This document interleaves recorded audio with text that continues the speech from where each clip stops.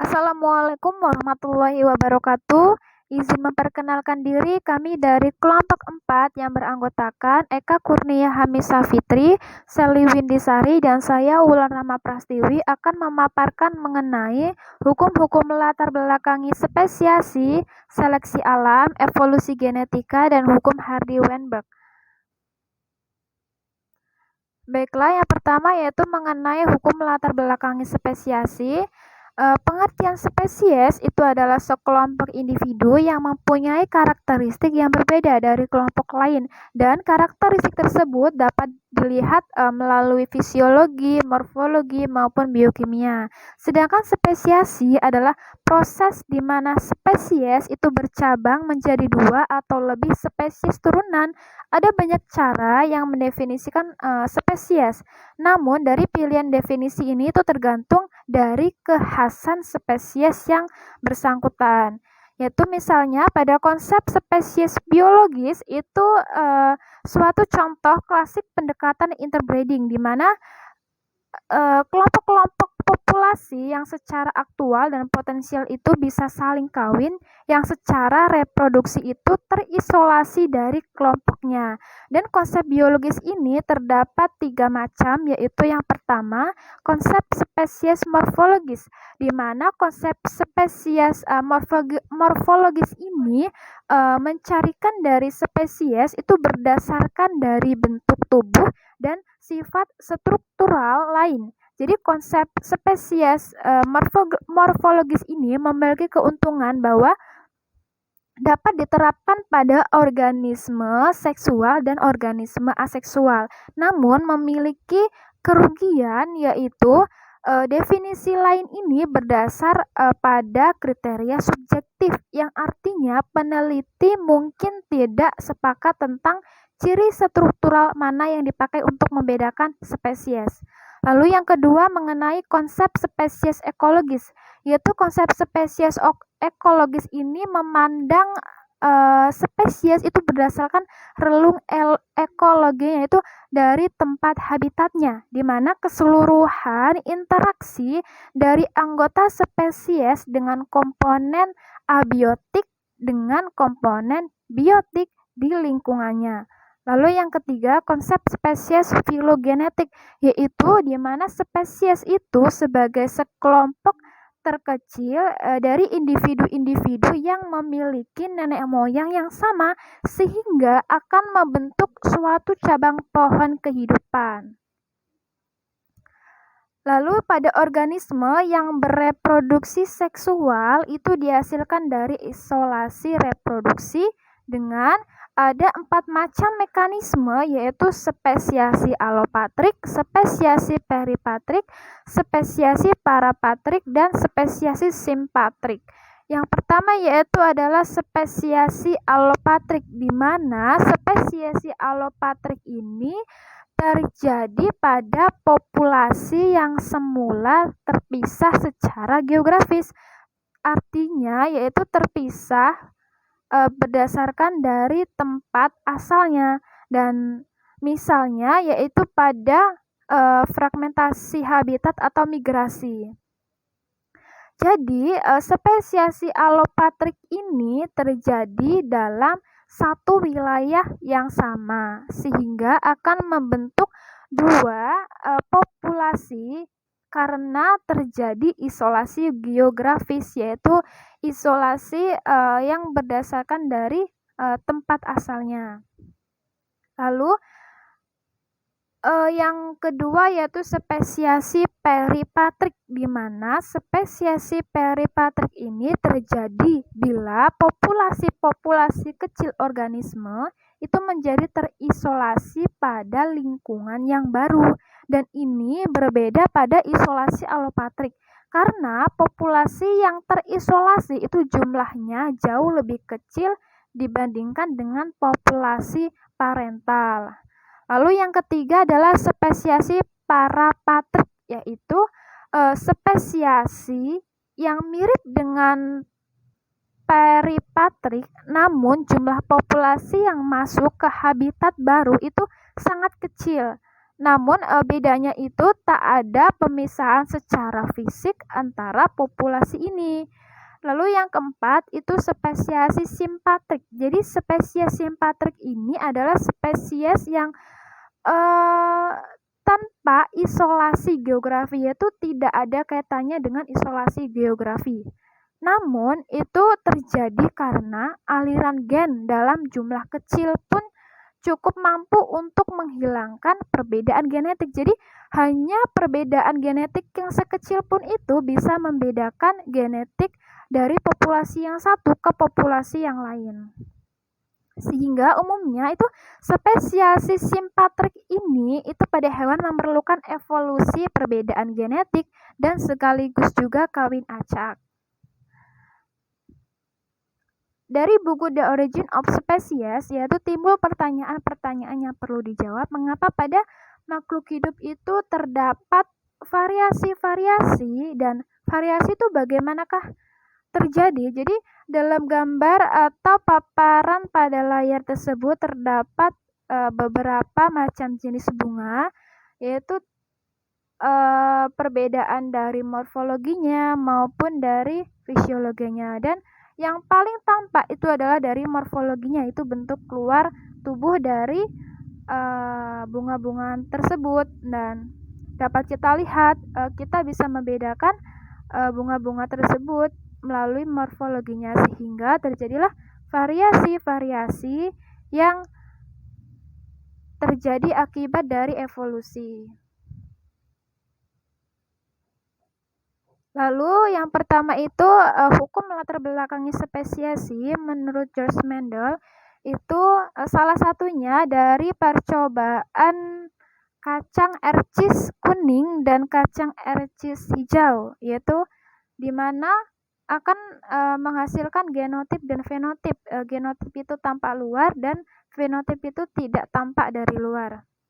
Jadi dari hukum Mendel ini, kacang ercis tersebut disilangkan akan menghasilkan keturunan atau filial ke-1, sehingga filial ke-1 ini dapat disilangkan dengan filial ke-1 lainnya, sehingga akan menghasilkan filial yang kedua atau keturunan yang kedua, sehingga menghasilkan beberapa macam varian baru, yaitu dapat menghasilkan biji kacang ercis berwarna hijau tua, hijau muda, kuning, bahkan resesif, yaitu berwarna putih.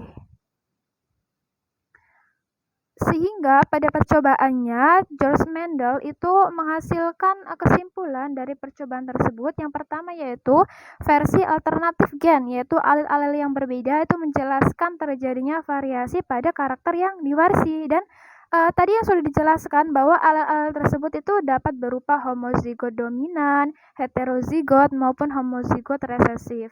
Lalu yang kedua itu untuk setiap karakter organisme mewarisi 2 alel satu-satu dari masing-masing induk. Jadi setiap karakter hasil dari keturunan itu akan mewariskan dari apa yang dimiliki dari induknya, maupun dari morfologi maupun dari fisiologinya, dan bahkan dapat bersifat resesif. Lalu yang ketiga itu jika kedua alel berbeda, maka salah satunya alel yang dominan itu diekspresikan sepenuhnya dalam penampakan organisme. Sedangkan alel-alel yang satunya yaitu alel resesif tidak mempunyai efek yang jelas pada penampakan organisme. Dan sudah dijelaskan tadi bahwa dominan itu contohnya adalah memiliki alel A besar sehingga menghasilkan kacang ercis yang berwarna hijau tua, dan itu termasuk dari dominan dan diekspresikan sepenuhnya dalam penampakan organisme atau morfologinya.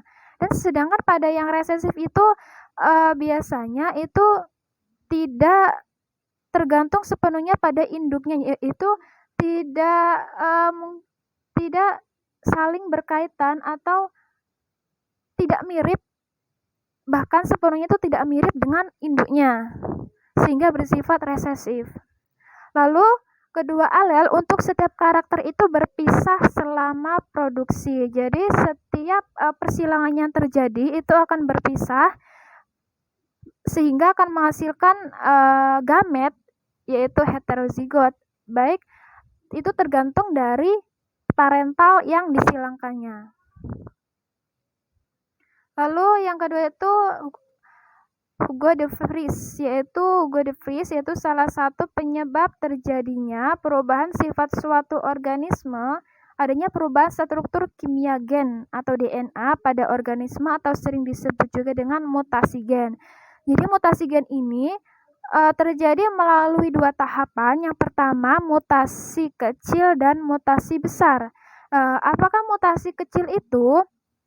Mutasi kecil itu adalah mutasi yang terjadi itu biasanya akan menyerang pada bagian-bagian inti saja, misalnya RNA ataupun DNA. Dan yang kedua itu mutasi besar. Mutasi besar itu bagaimana? Jadi mutasi besar ini menyerang pada kromosom, sehingga di mana kromosom ini terdapat gen yang tersimpan di dalam lokus, dan lokusnya itu akan memiliki kode-kode tersendiri dan pasangan-pasangannya yang disebut juga dengan alel. Sehingga dalam mutasi besar ini dapat dibagi lagi menjadi beberapa macam, yaitu deletion atau penghapusan. Penghapusan pada saat terjadinya mutasi ini ada pasangan gen yang hilang. Lalu yang kedua itu duplication, yaitu penggandaan gen pada saat terjadinya mutasi. Lalu inversion atau penyisipan gen, yaitu adanya gen yang menyisipkan ke gen lain atau bertukar tempat. Lalu yang keempat itu adalah translocation, yaitu pemindahan, di mana terjadi pemindahan posisi gen pada saat mutasi antara dua pasangan kelompok gen. Lalu yang terakhir itu adalah polydactyly atau polydactyly, yaitu merupakan mutasi gen yang menyebabkan jari tangan berjumlah lebih dari 10 atau berjumlah banyak. Sehingga angka dari laju mutasi ini memang sangat kecil, tetapi merupakan mekanisme yang sangat penting karena dipengaruhi oleh beberapa hal, yaitu setiap gamet itu mengandung beribu-ribu gen, lalu individu dalam satu generasi itu dapat menghasilkan ribuan bahkan jutaan gamet, dan jumlah generasi tersebut itu spesies selama spesies itu ada banyak sekali. Jadi generasi itu jumlahnya itu bisa dalam satu spesies itu bisa menghasilkan banyak sekali spesies. Sehingga hal-hal tersebut itu menunjukkan bahwa mutasi itu menguntungkan selama periode evolusi yang cukup besar, sehingga kemungkinan dihasilkan spesies adaptif, yaitu mampu beradaptasi dengan lingkungannya juga besar.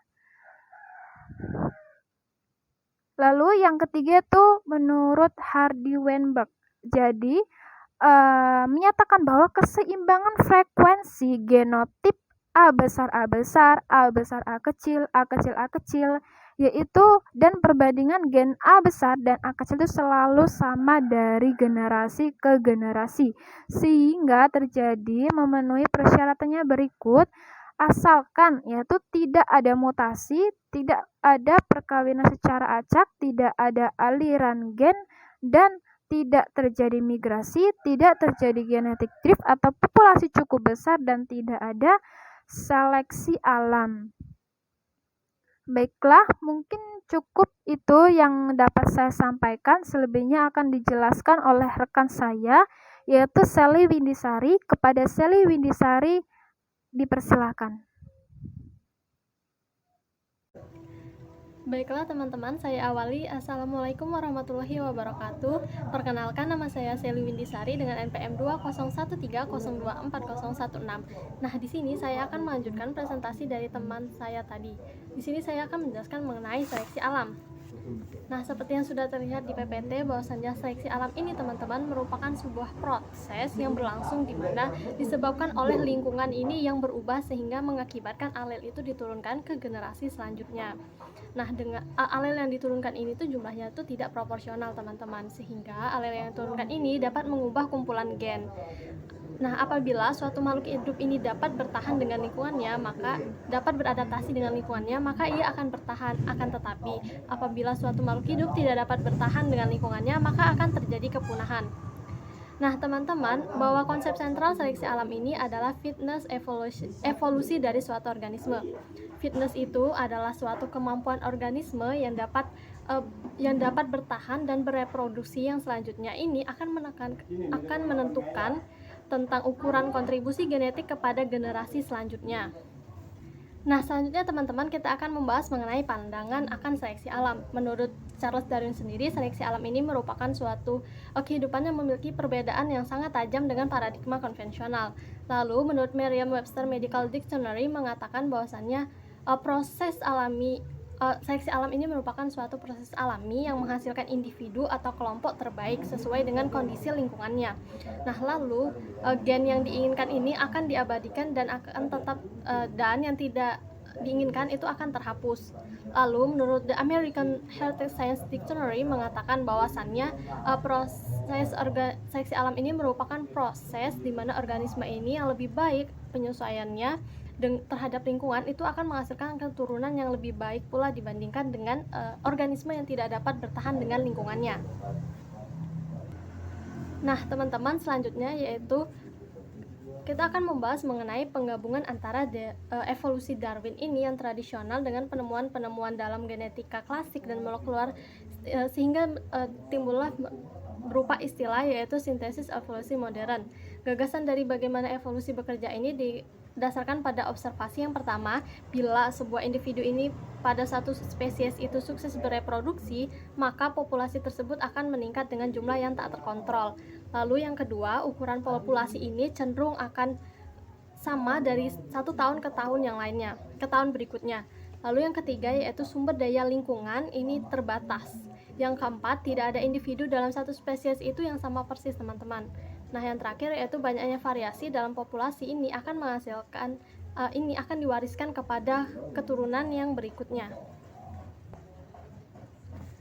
Adapun teman-teman tipe-tipe dari seleksi yang pertama yaitu ada feability selection. Nah, feability selection ini merupakan seleksi alam yang terjadi di mana organisme individual ini harus survive atau bertahan hingga dewasa sebelum dia dapat bereproduksi.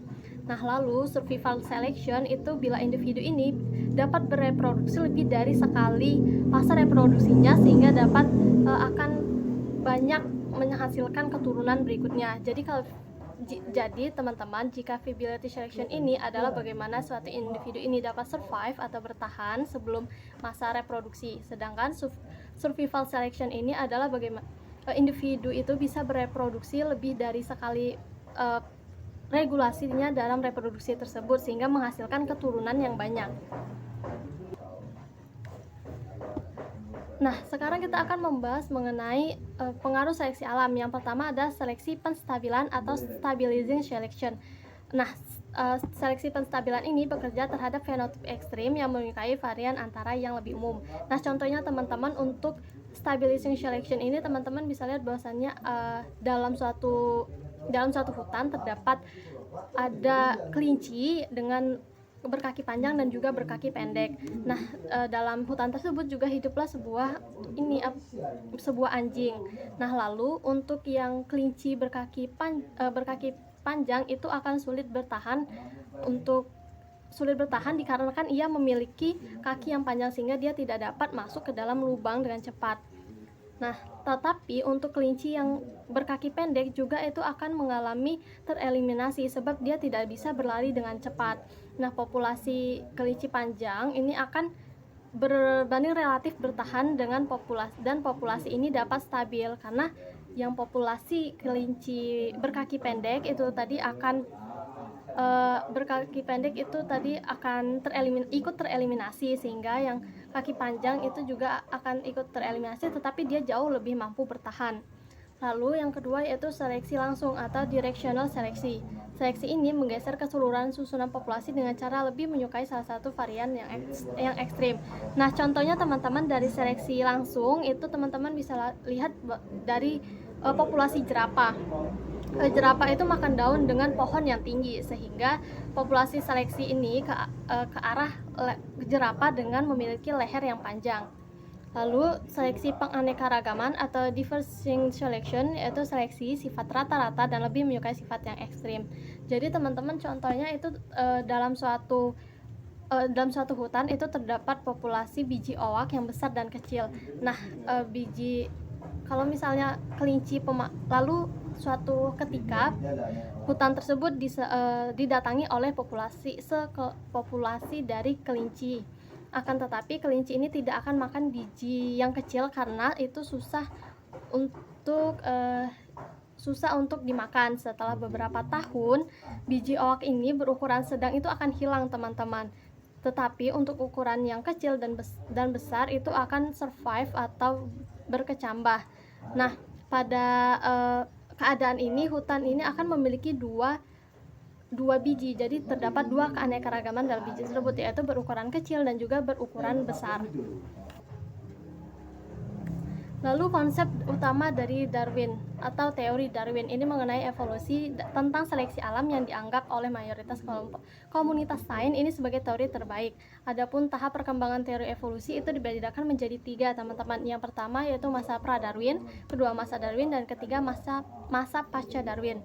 Untuk masa pra-Darwin itu yang pertama adalah bagaimana sejak awal kehidupan itu telah terjadi kesinambungan, teman-teman. Jadi ada variasi yang besar adalah sebagai hasil respon makhluk hidup terhadap lingkungan. Respon ini dapat berupa perubahan struktur dan juga fungsi dari tubuh makhluk hidup yang dilanjutkan ke generasi selanjutnya melalui proses pewarisan sifat dengan perubahan. Perubahan ini yang seperti tadi, teman-teman, struktur ataupun fungsi tubuhnya. Lalu yang kedua yaitu masa Darwin. Nah, pada masa Darwin ini organisme yang bisa beradaptasi dengan lingkungan ini akan meneruskan sifatnya kepada keturunannya. Teori Darwin ini memiliki 2 kata kunci, yaitu yang pertama seleksi alam atau natural selection dan juga adaptasi atau adaptation. Nah, lalu pada masa pasca Darwin itu terjadi kontradiksi antara teori Darwin seleksi alam dan Mendel yaitu teori gennya, di mana disatukan sehingga tersusunlah genetika populasi menjadi sintesis evolusi modern. Jadi pada masa pasca Darwin ini mulai dicetuskannya adanya sintesis evolusi modern, teman-teman.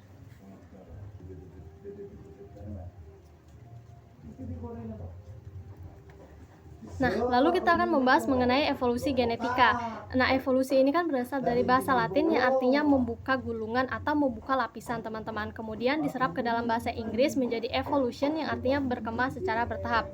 Lalu dalam biologi, pengertian evolusi ini merupakan sebuah perubahan bertahap pada rentang waktu yang sangat panjang. Dari berdasarkan dua pengertian di atas dapat kita simpulkan, teman-teman, bahwasannya evolusi ini merupakan suatu perubahan bertahap atau perkembangan secara bertahap dalam rentang waktu yang cukup panjang.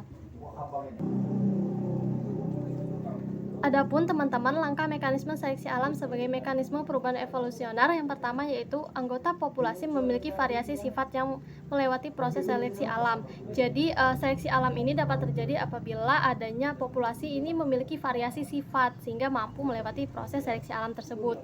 Lalu yang kedua yaitu anggota populasi yang mampu bertahan hidup. Nah, dalam seleksi alam ini, teman-teman, akan ada beberapa populasi yang akan survive atau bertahan dalam keadaan tertentu, menyesuaikan dengan lingkungannya. Dan yang ketiga yaitu seiring berjalannya waktu proporsi sifat ini yang menguntungkan. Jadi terdapat sifat yang menguntungkan sehingga meningkatkan populasi dan memusnahkan yang tidak memiliki sifat. Nah, selanjutnya, teman-teman, proses evolusi ini juga dibedakan menjadi 3 tahap menurut Teilhard de Chardin. Yang pertama yaitu tahap geosfer. Nah, pada tahap geosfer ini adalah tahap prahidup, di mana tahap perubahan terutama itu menyangkut tentang perubahan tata surya. Lalu yang kedua ada tahap biosfer. Nah, pada tahap biosfer ini teman-teman akan tahu bahwasanya terjadi loncatan dari materi yang tak hidup menjadi materi hidup. Pada tahap biosfer ini dimasalahkan adalah munculnya manusia, teman-teman. Lalu untuk tahap mesosfer ini merupakan tahap yang penting pada makhluk hidup, terutama pada manusia, karena terjadi evolusi kesadaran batin yang semakin mantap. Jadi yang pada tahap biosfer ini merupakan suatu awal munculnya manusia, sedangkan pada tahap mesosfer ini merupakan bentuk munculnya kesadaran batin dari manusia itu sendiri. Nah, terakhir teman-teman, yaitu berkembangnya genetika molekular itu pada ilmuwan mengembangkan teori evolusi komprehensif yang menggabungkan antara Darwin dengan Mendelisme yang selanjutnya itu dikenal dengan sintesis modern.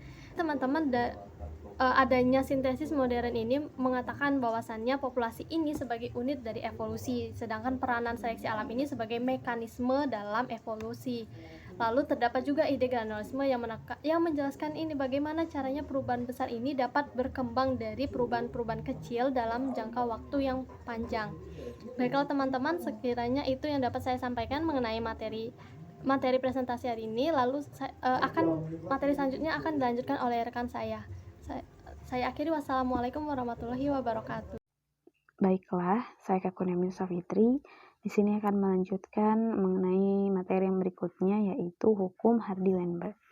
Nah, hukum Hardy-Weinberg ini menyatakan bahwa frekuensi alel dan frekuensi genotip dalam suatu populasi itu akan tetap konstan, yakni berada dalam kesetimbangan dari satu generasi ke generasi lainnya. Nah, kecuali apabila terdapat pengaruh-pengaruh tertentu yang dapat mengganggu kesetimbangan tersebut. Apa saja pengaruh-pengaruhnya? Nah, pengaruhnya yang pertama itu mencakup perkawinan tak acak, kemudian mutasi, yang ketiga seleksi, kemudian ukuran populasi terbatas, kemudian hanyutan genetik, dan juga arus gen. Nah, selanjutnya, hukum Hardy-Weinberg ini juga menyatakan bahwa di bawah suatu kondisi yang stabil, baik frekuensi gen maupun perbandingan genotip itu akan tetap atau konstan dari generasi ke generasi pada populasi yang berbiak secara seksual. Nah, kemudian pada hukum Hardy-Weinberg ini terdapat syarat berlakunya hukum Hardy-Weinberg, yaitu terdapat 5 syarat. Yang pertama, setiap gen mempunyai viabilitas dan fertilitas yang sama. Kemudian perkawinan terjadi secara acak. Ketiga, tidak terjadi mutasi gen atau frekuensi terjadinya mutasi itu sama besar. Kemudian tidak terjadi migrasi, dan terakhir, jumlah individu dari suatu populasi selalu besar. Nah, seperti yang sudah dilihat di sini, bahwa hukum Hardy-Weinberg ini adalah frekuensi alel dan gen dalam suatu populasi itu akan konstan dari generasi ke generasi. Nah, syarat berlakunya seperti yang sudah dijelaskan sebelumnya, yaitu bahwa populasi itu cukup besar. Kemudian populasi terisolasi, atau maksudnya tidak ada emigrasi ataupun migrasi. Kemudian yang ketiga, tidak terjadi mutasi. Yang keempat, perkawinan itu terjadi secara acak. Dan kelima, tidak terjadi seleksi alam. Selanjutnya, bahwa hukum Hardy-Weinberg ini berfungsi sebagai parameter evolusi dalam suatu populasi. Bila frekuensi gen dalam suatu populasi itu selalu konstan dari generasi ke generasi, maka populasi tersebut tidak mengalami evolusi. Namun, bila salah satu saja syarat tersebut tidak dipenuhi, maka frekuensi gen itu akan berubah, yang artinya bahwa populasi tersebut telah atau sedang mengalami evolusi. Nah, pelanggaran asumsi Hardy-Weinberg atau hukum Hardy-Weinberg ini dapat menyebabkan penyimpangan dari ekspektasi. Nah, bagaimana ini mempengaruhi populasi itu tergantung pada asumsi yang dilanggar. Umumnya, penyimpangan dari equilibrium Hardy-Weinberg atau kesetimbangan Hardy-Weinberg ini menunjuk evolusi spesies. Nah, terdapat beberapa hal yang dapat terjadi di dalam pelanggaran Hardy-Weinberg. Yang pertama, inbreeding atau yang menyebabkan peningkatan homozigositas pada semua gen. Kemudian yang kedua adalah ukuran populasi kecil, itu bisa menyebabkan perubahan acak dalam frekuensi alel. Nah, ini disebabkan sampling effect dan disebut juga penyimpangan genetik. Kemudian yang ketiga yaitu kawin campur yang menyebabkan peningkatan homozigositas hanya pada gen yang terlihat saja. Kemudian yang keempat, bila populasi penyimpang dari suatu 4 asumsi tersebut. Nah, kemudian kelima, seleksi. Nah, secara umum menyebabkan frekuensi alel itu berubah, sering kali cepat. Nah, walaupun seleksi terarah, akhirnya itu akan juga menyebabkan hilangnya semua alel, kecuali alel yang menguntungkan. Dan kemudian yang keenam adalah mutasi, akan memiliki efek yang sangat lemah pada frekuensi alel. Kemudian terakhir adalah migrasi secara genetik yang menghubungkan 2 atau lebih populasi. Nah, itulah tadi penjelasan-penjelasan dari kami mengenai hukum evolusi pada makhluk hidup. Yang pertama itu tadi sudah dijelaskan bahwa terdapat hukum-hukum yang melatar belakangi spesiasi, kemudian juga terdapat seleksi alam, kemudian genetika evolusi, dan yang terakhir ini adalah hukum Hardy-Weinberg. Nah, itu saja yang dapat kami sampaikan, kurang dan lebihnya kami mohon maaf. Mudah-mudahan bermanfaat bagi kita semua. Saya ucapkan terima kasih. Saya akhiri, wassalamualaikum warahmatullahi wabarakatuh.